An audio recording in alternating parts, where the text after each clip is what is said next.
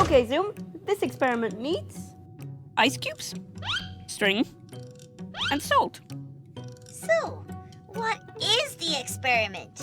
They're going to show how to make ice melt quickly and then try to lift ice cubes using only a piece of string. Huh? Lifting ice cubes with a piece of string? I can't wait. Okay, Robert, let's put the string in the washer. First, they're wetting the string. Next, they're putting the string on top of the ice cubes. And now they're adding some salt. They're sprinkling it on the ice cubes. Are they going to eat them? No, Zoom. The salt makes the ice under the string melt. 1, 2, 3, 4. So salt makes ice melt more quickly. Exactly, Zoom.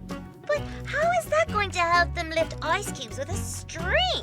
15, 16, Well, 17, the rest of the ice is still very cold, so it makes the melted ice freeze again. 23, 24. And this time, it freezes to the string. But is it frozen enough for the string to pick up the ice cubes? 30. Okay, Robert, would you like to try lift it up?